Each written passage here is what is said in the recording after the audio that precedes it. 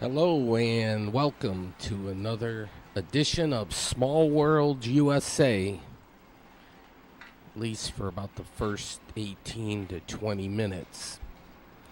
I'm in Florida concluding a trip to visit the folks. I'm in the city of Pompano Beach. This was a Wednesday morning, doing a little beach grooming. But this is my last day in Florida. Have to fly back to Detroit and work on Thursday morning. Should have taken 2 more days of vacation and extended it into the weekend. But yeah, the zoom lens works pretty good. So that guy was doing his job way down yonder. And closer to the Jamaica House here, another beach groomer in action. And this is going above and beyond, but getting that non-recyclable type stuff, debris off the beach. And it's a pretty good thing. They spend a lot of time grooming the beach and attracting beach goers. And every city kind of tries to get those tourists to come by. Now, the day before they poured the concrete, so they might be taking out some of the forms.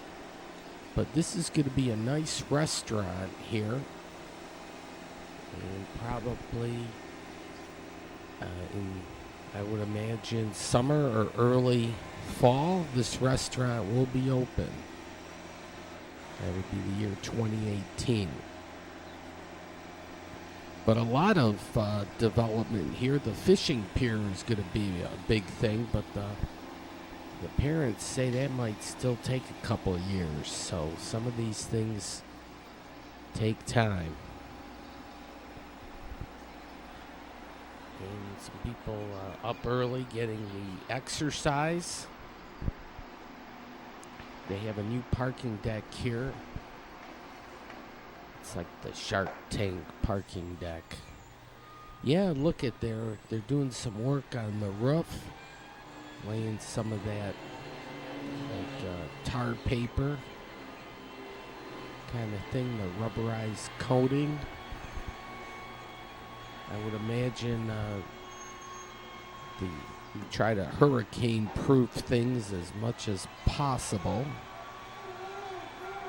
Some people already out on the beach.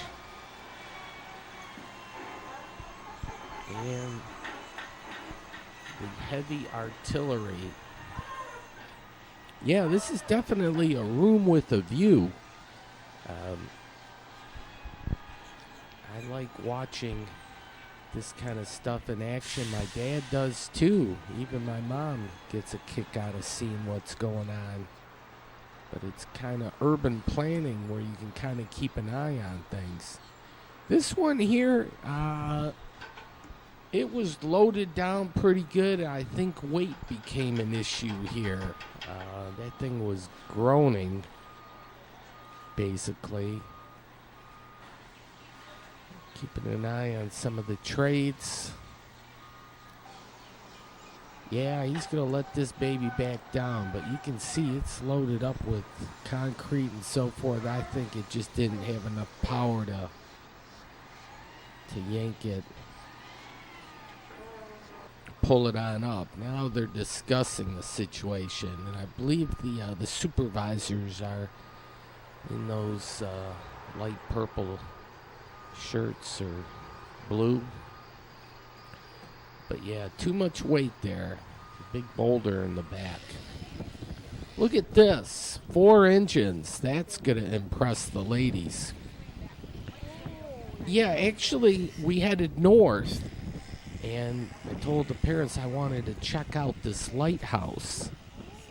And this is the city of Hillsborough. But I think that Lighthouse Point, that might be a city a little bit inland, but Pompano Beach to the south and Hillsborough Beach just north of the bridge there. Yeah. So the Yep. channel here to the intercoastal is kind of the divide line between the two cities. But the bridge is going up here. My flight doesn't leave till 4:30 or thereabouts, so I had a little time to kill. So here's this fishing vessel with the 4 engines. Yeah. When just 1 or 2 or 3 won't do, yeah, that would compensate for a lot of shortcomings.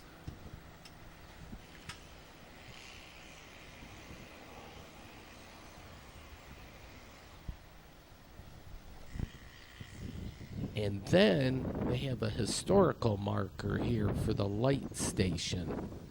And it says in 1901, the U.S. Congress approved funding for a light near Hillsborough Point to fill a 90-mile, oh, but look here, manufactured in Detroit. Well, how about it? Yeah. So if you can do a little speed rating, kind of explains all the stuff. But yeah, looks like a little spaceship almost too. You gotta watch that you don't get nailed with a coconut. This is like a baby coconut. If it hit your noggin, that would hurt. There's the streamlined aerodynamic look there with the Pelican. And there's like some charter things, so we'll see some fish in action here. But then this is like croquet. It's a private club, so I have to view from out yonder. But yeah, they're all wearing white, and it kind of has the makings of golf and stuff, but they have like those, and I couldn't even try, the rail is blocking the view. I wanted to see how this all played out, but now water taxi, this is new. This one's got 2 engines. The lady's probably not so impressed, but yeah, I like that lighthouse thing. It's quite the landmark. You can see it for miles. Actually, when go out to the beach, Pompano Beach, you look up and it looks like it's just a couple hundred yards, but it's actually probably 3 to 5 miles away. Really stands out. All right, well, deep sea charter fishing and the public is welcome. We're going to take a peek over there. Affordable half-day trips. This guy's got the wheels. I was looking at the license plate, so this is probably a late 80s. But in Florida, they'll call it an antique. So that's already an antique car. All right, that looked like glass bottom and snorkeling, and we're all proud to be American. Yeah, it's great to be on vacation, it really is, and just explore and check out different places. These are places that you have a nice little drive, a manatee mailbox, but look at some of the places here. I think their backyard saddled up to the Atlantic Ocean. There was a private club. That was where the croquet was. And now we went to Deerfield Beach. We went a little further north than Hillsborough. So this is a different city, different way they do the thing here. So Wednesday, high tide 110, low tide 7. You got sea pests, you got to worry about the jellyfish.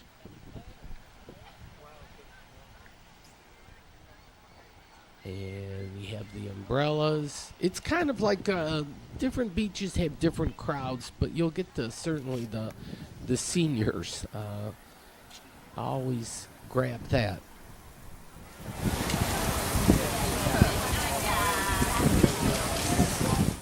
Well, the birds were flying in some kind of formation there. Deerfield Beach. There's my mom.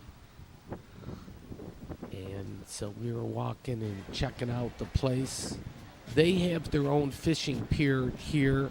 It's $1 per person for the sightseer. If you want to fish, they'll hit you up for $4. No shark fishing. No sitting on rails. No animals. No bare feet. No alcohol. Man, you just, gosh, sign everywhere. Sign. Do this. Don't do that. Yeah. Wow.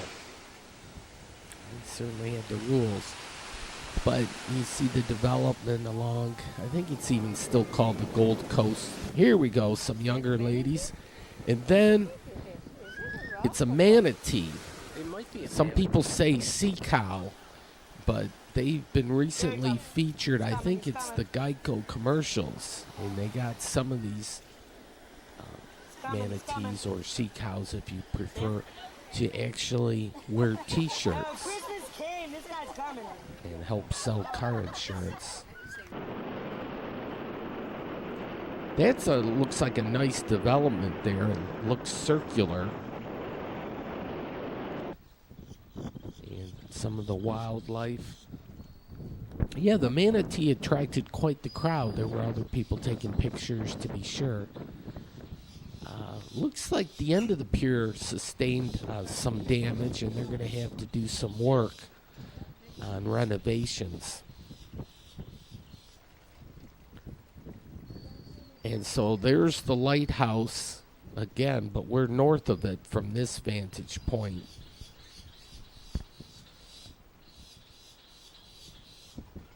And yeah, every city vies for the tourists to come to their beach, so it's a big to-do to have the attractions.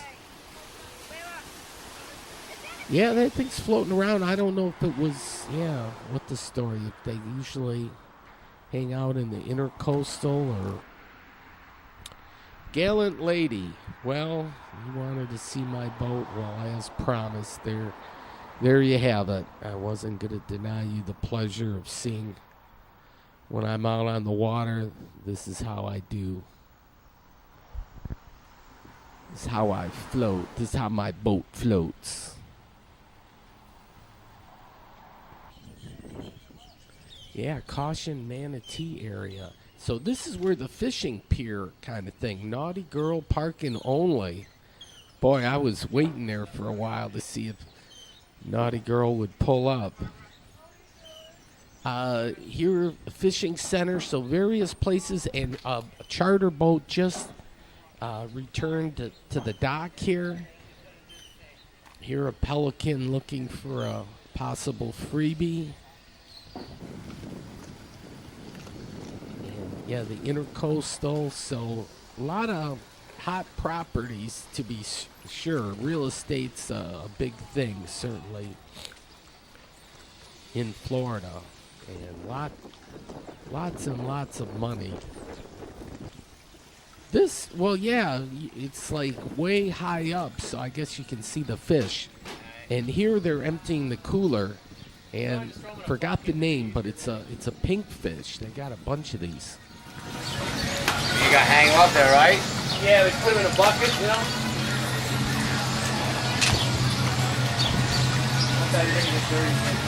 Yeah. Oh, that's a nice way to do it. Whoa. They're hard to come by, I tell you.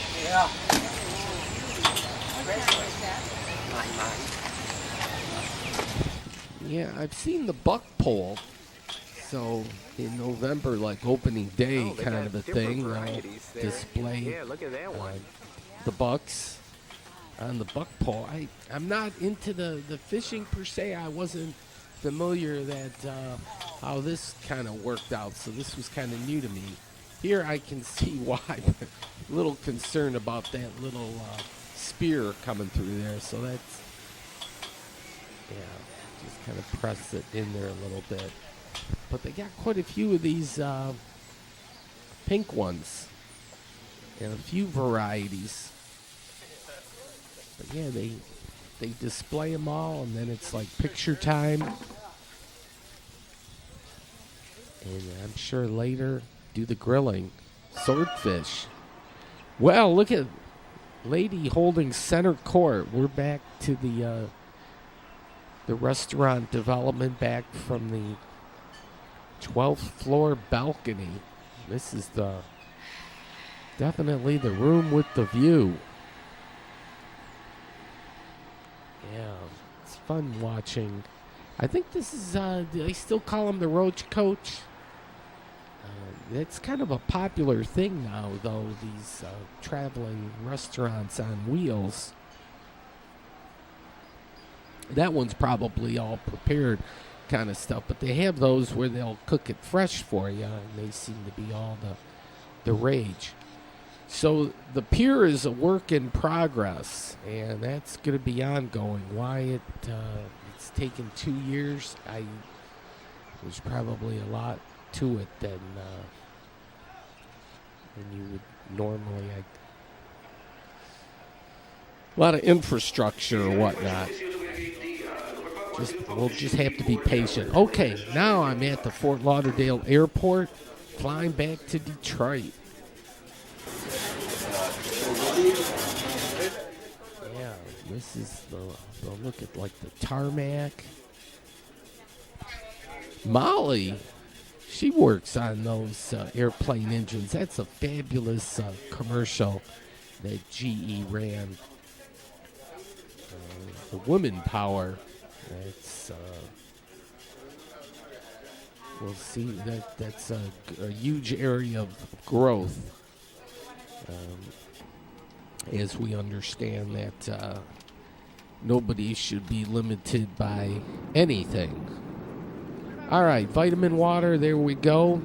Oh, I like their their napkin, their slogan. We move the people who move the world. Keep climbing. So that's their latest slogan. And then I don't know why I got 2 of those. I asked for one, but maybe, the flight wasn't totally full. It was nice. So this you can keep track. Yeah, well, look at that. In altitude 35,002 feet. Gives you the distance to the destination.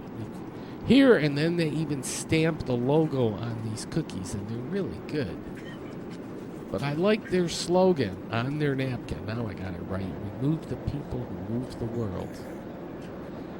And Detroit has some movers and shakers. And the airport is being more used now. I don't know, 300,000 extra travelers in 2017 as opposed to 2016. So there's a little growth there. There's more nonstop flights and more like a connection point to fly to Europe and Asia and the like. All right, the plane's going to kind of like turn around and zoom back in. I would have loved the window seat, but here we go. We're getting, there we go. All right, touchdown. All right. Mass transit, look at that.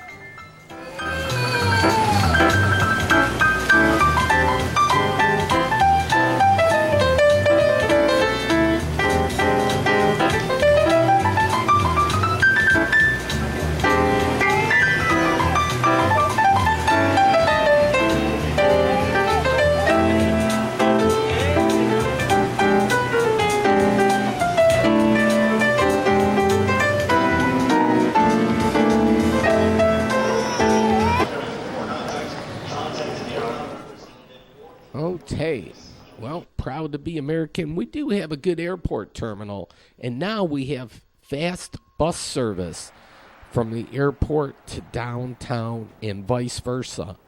In a future show, I will get around to showing that, how that works.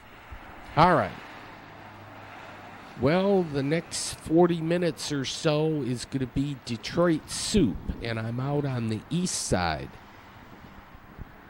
DET.com is the website. Now, I parked here at the MacAlter Square. Here are some of the businesses in the strip mall. There's my evil twin. I'm going to go across the street here. It says open to the public, MASH DET. All right. And so it's kind of like a community gathering space a little bit here. And I've been to these Detroit soups before. Maybe we'll get them to explain it all. It's the second time we've been in this space. The space is called Mac Market. It used to be Nash Detroit, so it's kind of interesting to see the evolution of the space, and we're happy to be here. So, just a quick background about Soup. It was started in 2010 by a group of artists looking to fundraise for their projects, and it's now. I think they're going to work on the microphone here because it's a little light right now. But this is one of the organizers. But Detroit Soup has 4 different presenters that pitch here January 28th. Kind of touch on those things, a little entrepreneurship. People pitch their proposal, and people vote democratically on who they like. And then they get $5 a person to come and share a meal. And then it was over $400. Well, let's listen here. Have anybody who has donated some food to come up, and if they want to share something that they're working on or have a question to ask you, they can do that now. We'll have 60 seconds with the mic. After that, we'll be invited to have food. We've got a lot of really good food tonight. After that, we'll have artists come up, and then we'll be asking you to vote on your favorite proposal. And we'll announce a winner by 5 o'clock. So, The first person we'll have come up to present her project is Michelle Jackson, and she will be presenting her project, the Detroit Leaf Project.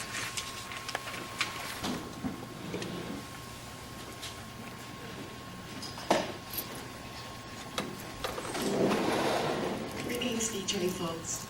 So basically, I'm Michelle Jackson, and I run Sustainable Community Farms over here on the east side of Detroit. So we have young folks who actually food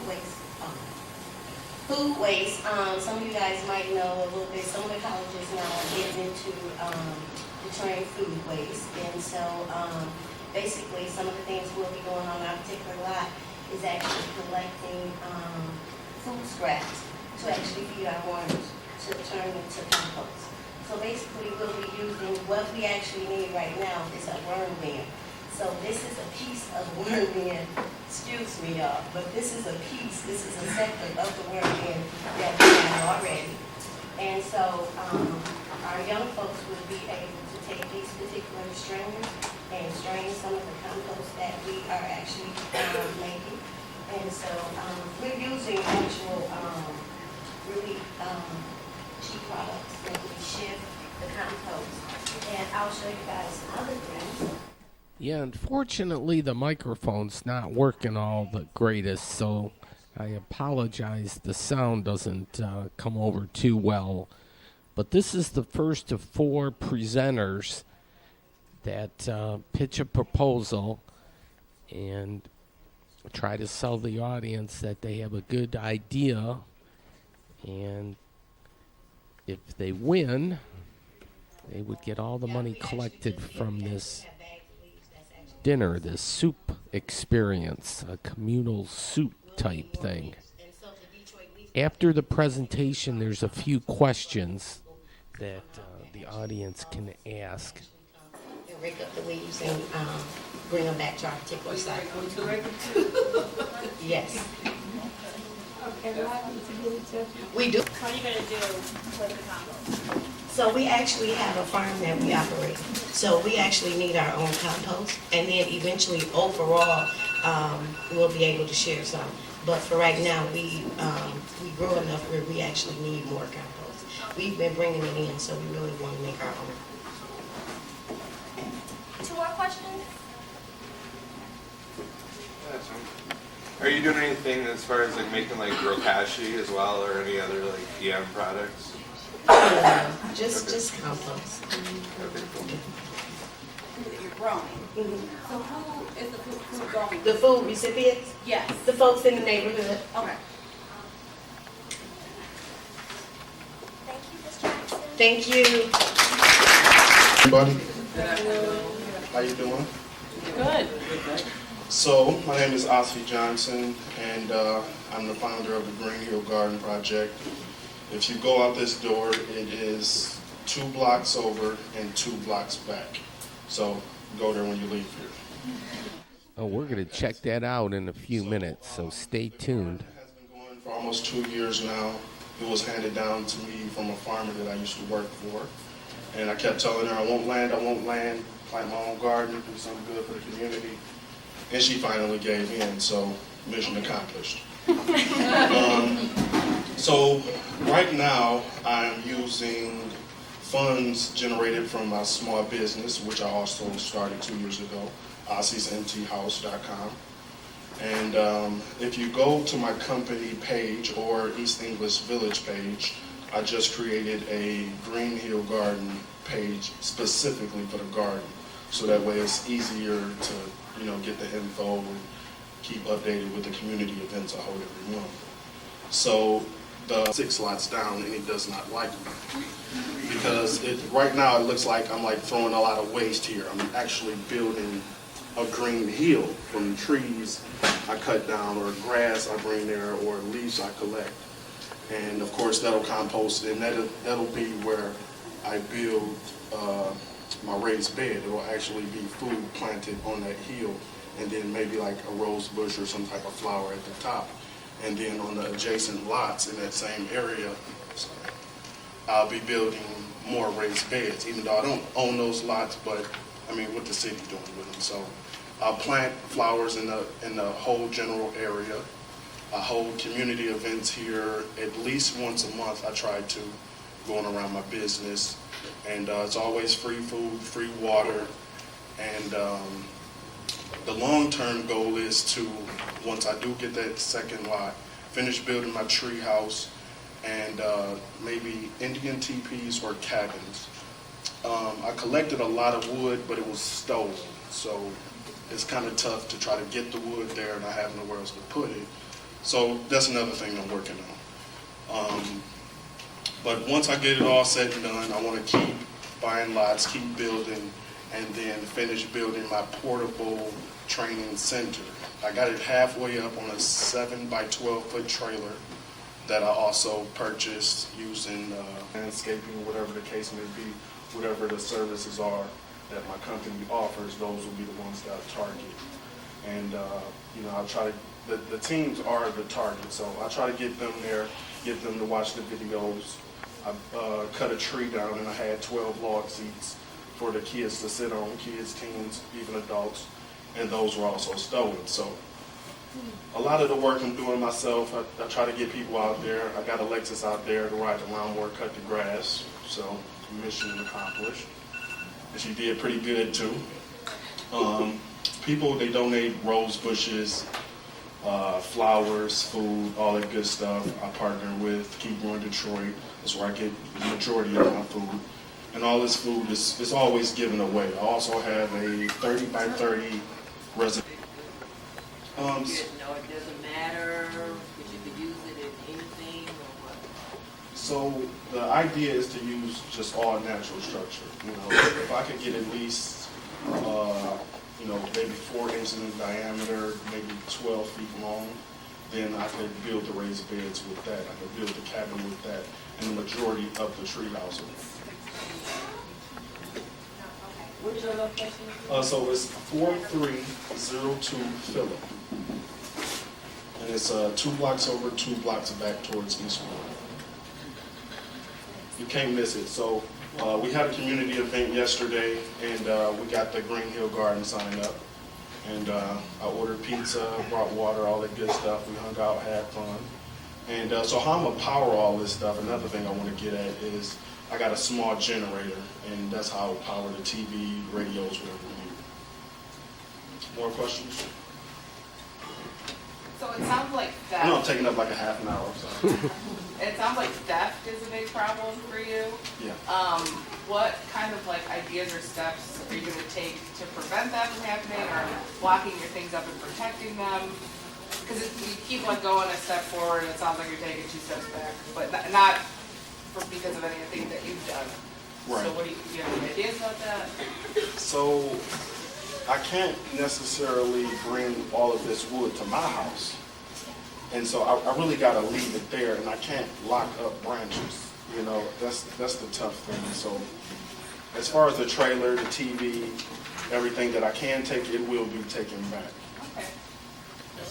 My mom's favorite go-to meal was frozen Salisbury steak, boxed like Hungry Jack's mashed potatoes, and canned asparagus. And I thought it was the best, like it was the bomb. But then one day I had real like fresh asparagus.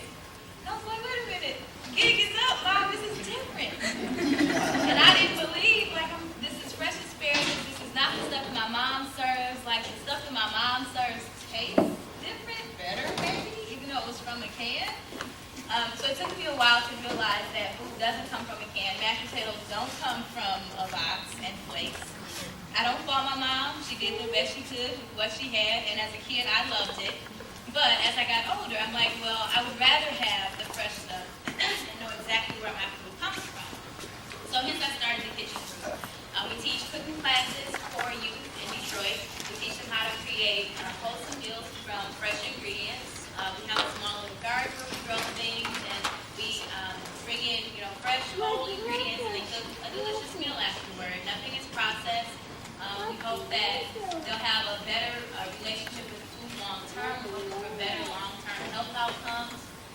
So right now, we use community kitchens around the area. There aren't a ton of them, but there are some. And we use those kitchens, and the kids come in, work. They're like, well, maybe I should just try a little bit. And then they try a little bit, and they're like, oh, I've never liked avocado before, but now I really love it. And that is like great for me to hear. It expands their palates, gives them something fresh and new to put on their plate, and it kind of eases the load for parents a little bit. Kids can help out in the kitchen. They can feel responsible. They can feel empowered to help out in the kitchen. And then the older ones a lot of times can then at least cook a snack on their own or make one of the sides on their own as well. In the city too right now, there's a lot of changing landscape around the food industry and restaurants. So we're also hoping that by teaching kids to have a better appreciation for food now, that they will go on to maybe become some of those chefs and owners of those restaurants and participate in the revolution instead of just sitting on the sidelines. So our classes are $50 each, which for some people can be cost prohibitive. So what we're hoping to do is to start a scholarship fund, which if we win today, that's what that money would go towards. So for every class, one student from the neighborhood, from the community, would receive a scholarship to come to class. So we're hoping to touch every single family and bring them into class and create the generation of food lovers, that go on to help their families and contribute in meaningful ways. And again, the long-term health outcomes, life skills, those are the real results. Thank you.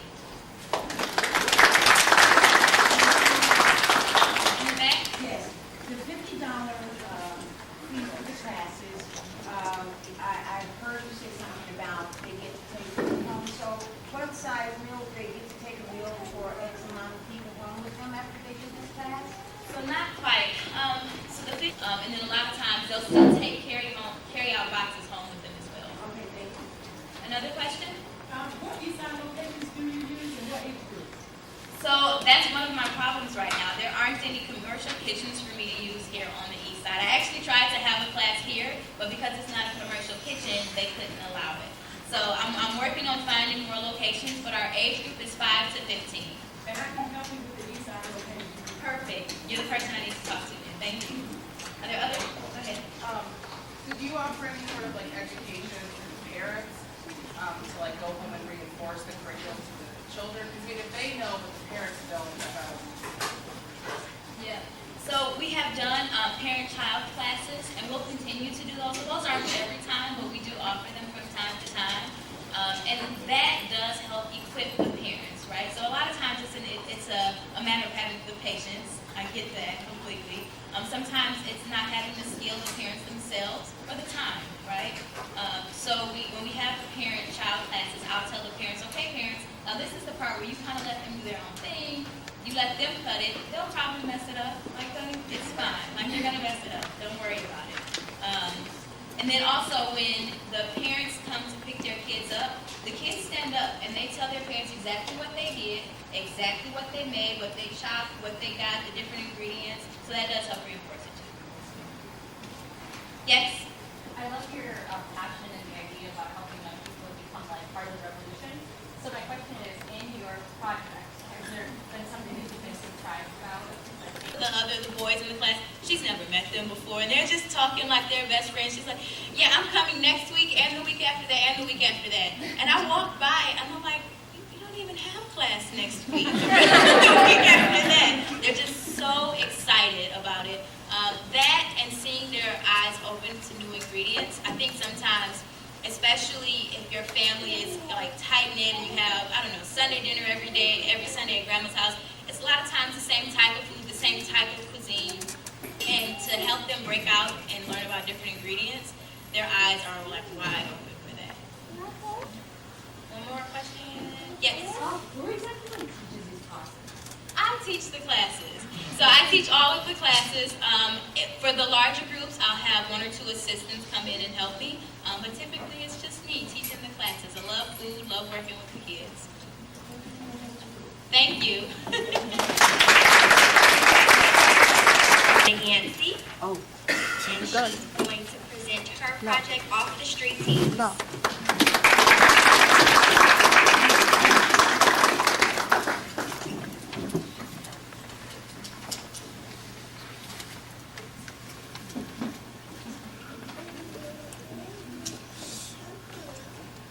Hi, everybody. I too have a dream. My dream is to repair the house that belonged to my mom for young men who are transitioning out of foster care. They don't ever have anywhere to go, and they always end up in the street. And that's a problem for me. Statistically, I'm looking at my geographical area, and that is a big problem because the majority of young men that live particularly in my area, but it's all over, it's widespread. But in my area is what I'm concerned about because a lot of these young men are homeless and they're not educated enough to think about college. So what I would like to do is repair the house, place them in it, teach them how to be independent. Back in my day, the men were head of households. Today, it's not so much, and it's not easy because they're not prepared. So this house, I'm hoping that I can get together the repair work and all of the things that's necessary to put this house together to make it a feel-good house, a safe house for the young men while they're learning how to be independent and skilled laborers, because that's what I'm pushing, skilled labor. And I do have places where the boys can get those skilled trades. I've already got that taken care of. I just need the house prepared and the things that go into the house. So looking at the statistics, it's not good because the age limit for my zip code area, 2000, was not good because we had a lot of people who lived in the city at that time. And when I'm looking for people that are on the highest unemployment in the city, and the 16 to 19-year-olds do not have high school diplomas or GED. So that's 9% of them are enrolled in school and twice the state average. And that's kind of bad for me. So having this house is a start for me, to teach them how to live independently. And that's what I'm here for, to get some help from you guys so that you can help me get that together. All right, is there any questions?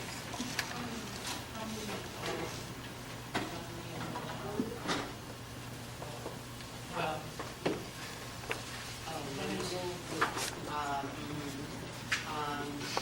for those boys who may need a little bit of help with math and reading, I have Coven House to help you with that. The principal and the social worker there will help you with those boys so that we can get those boys in skilled trade. Because like I said, everybody is not going to be able to go to college, but they do need to learn how to live independently.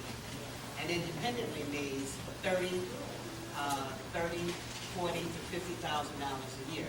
And when you get these masters in whatever field you pick in the skilled trades, you may become a millionaire. Because my thing is to create independent living, and that is owning your own business.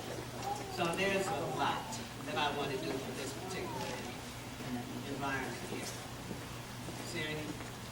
Where is the property located? It's on Drexel. It's over here on the east side. It's my mom's house.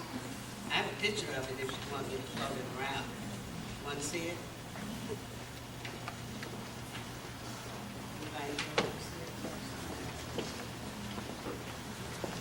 And just pass it along. That's a necessity. And also with that supervision becomes, I plan to keep statistics of how well these young men do when they leave me. You're not going to live here forever. You're just moving on so other boys can come in and take your place.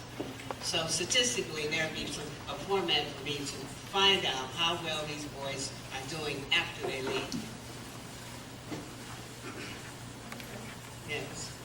How do you plan to fund the program going forward for the staff and for food and whatever necessities you have for them? Well, Wolverine is the partner for me.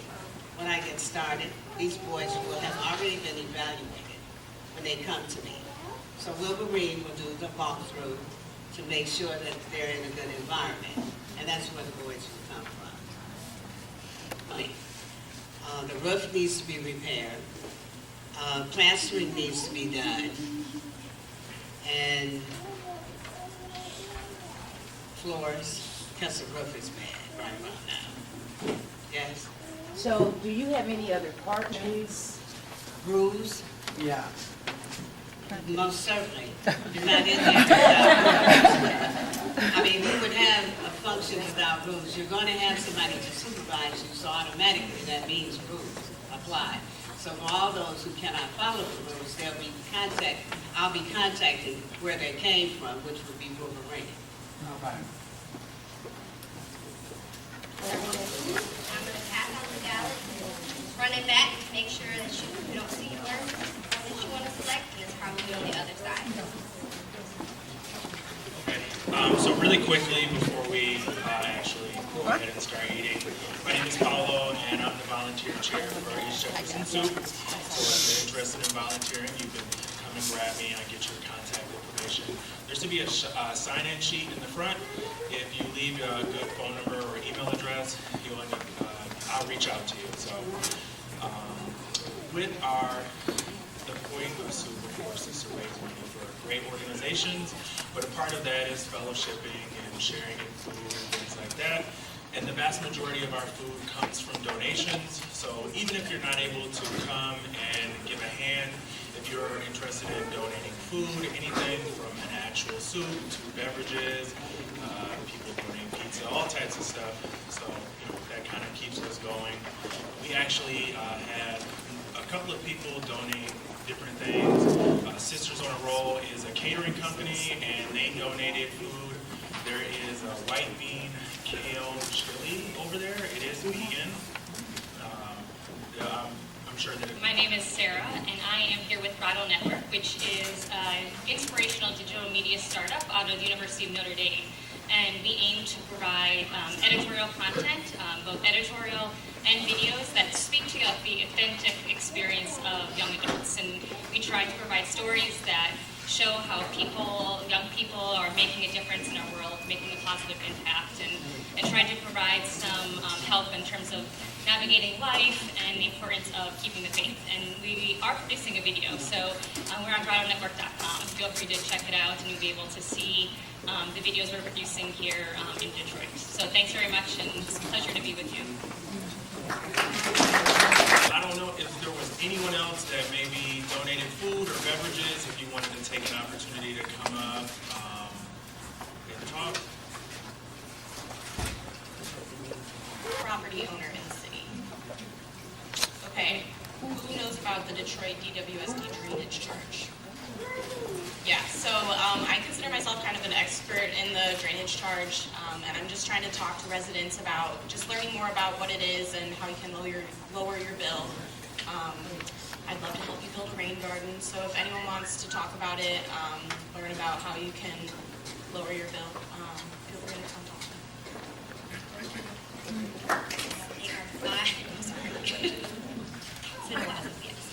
So they are in the back by the box where you're going to put your ballot in and just vote for it.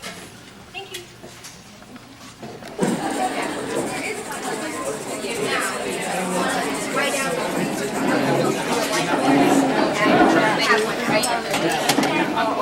All right, we'll take a look at the food table.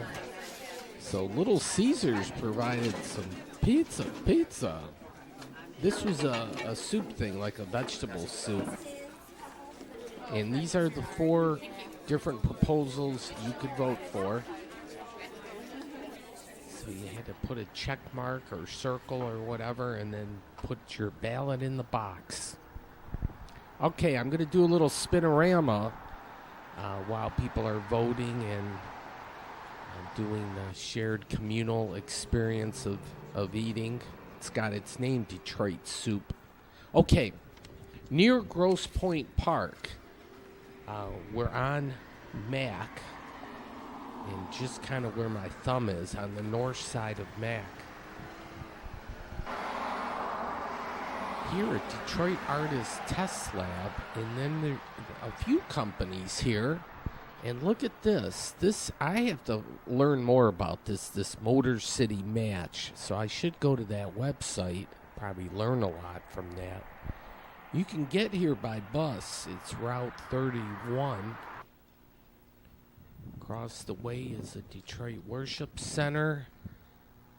And we'll check out the hood. This might be like a Detroit Edison substation. They always have these cute little buildings. High voltage, though. Gotta be careful. Yeah, a couple people broke into one of those things and got electrocuted. So, yeah, just figure it's live wires. Well, there's been a little fire action, but look at these vacant lots. There's, everything's a piece of the puzzle. With land, there's no way around it. You could say there's black holes or white elephants, but everything's interconnected. All the pieces are there. It's just some are not being utilized, not being productive.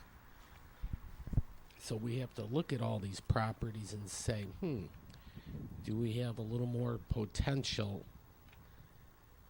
than what we got going here now? Across the way, Andrew Jackson Middle School, and they had quite the smokestack here. But yeah, a lot of abandoned schools, to be sure, and the idea of how to repurpose schools would be a good thing, good exercise in urban planning. Now, my evil twin wanted to play tennis, but there was nobody willing to play. Yeah, look at the smokestack, though.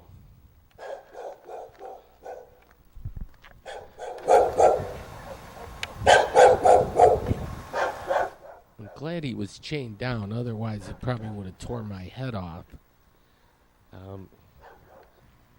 But yeah, they boarded up the school here, and it does look like chalkboards, and somebody addresses that.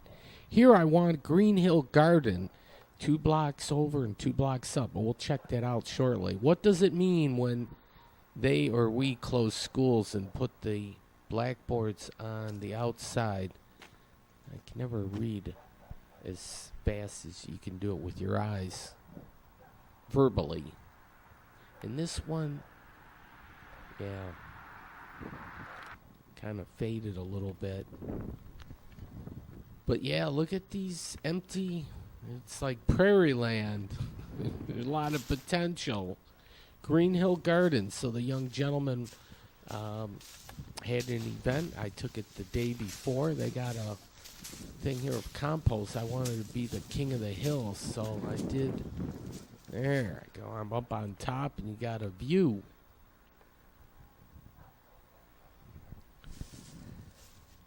Yeah, there's a lot.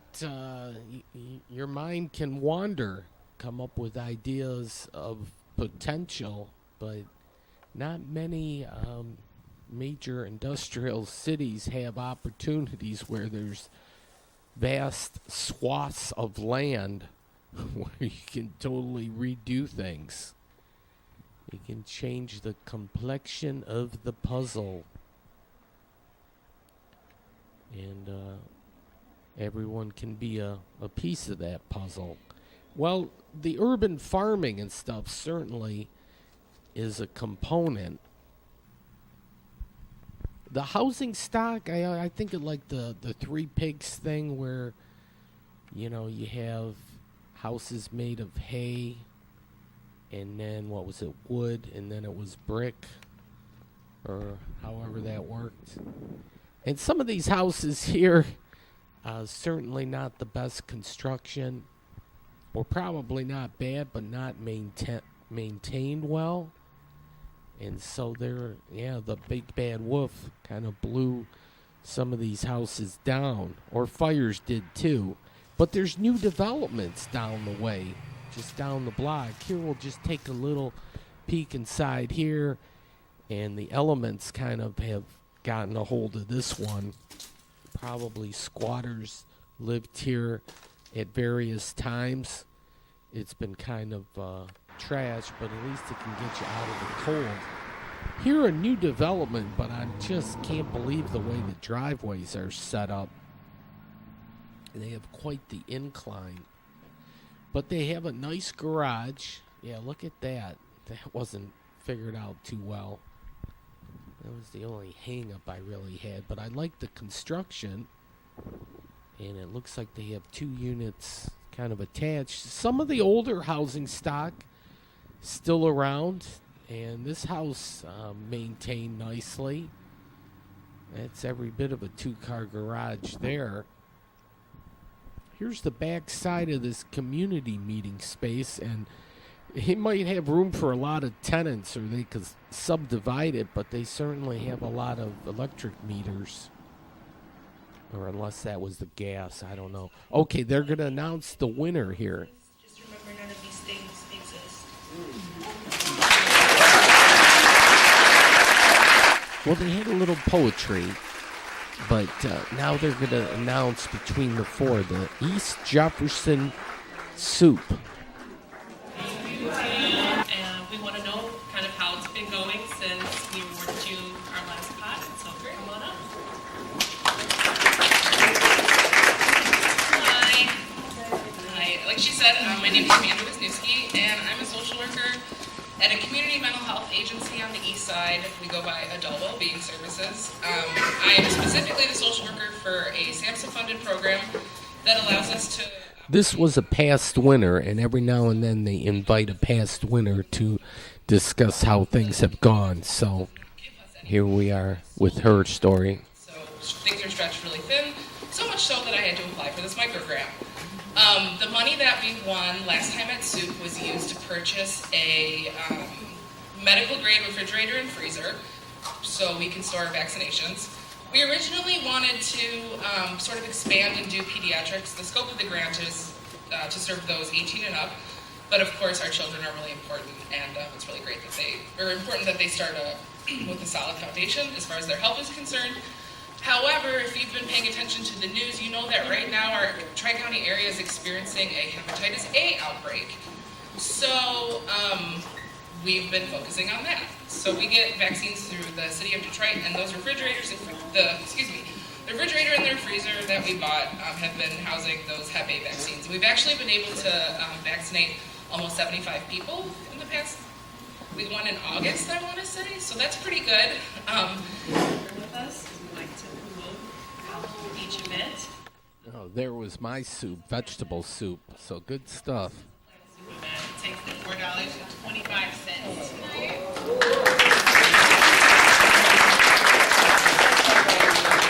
And the winner is, have a drum roll, please. The Kitchen Crew.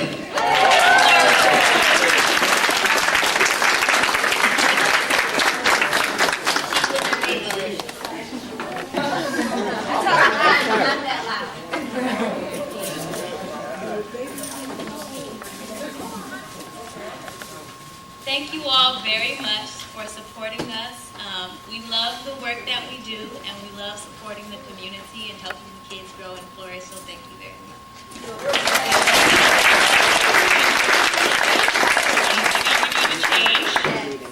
There's change.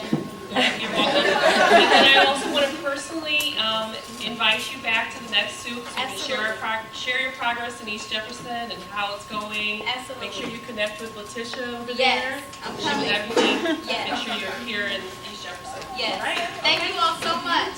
All right. So our conference is officially over, but we ask that everyone take some time, clean up around them, make sure you're recycling. We've got that labeled trash bin in the back for recycling, and just clean them. If you have any pots that you brought They had a small kitchen in the back. So a nice little community gathering area. There was some artwork up front. So even some desks, some balloons. If you're interested in volunteering, Offering different services here, which is a good thing. So it's kind of like a good place, a community gathering place where you could get info and ask people the right questions here. Retail and pop-ups, events and galleries, community programs, meetings and co-working. All right, well, I wanted to continue the urban tour here. Morningside is the neighborhood nearby. The Marathon credit is 265.9. A community on the rise. And there's the moon. There was a blue moon, and then there was a super moon, and then there was a lunar eclipse. It was like a triple trifecta kind of thing. They have a green light partner, and that's so you're on camera. I like the born on date. Now when you get to Grosse Pointe, the street lights changed and the street signs. So Mac has the thing with the sailboat and the lighthouse.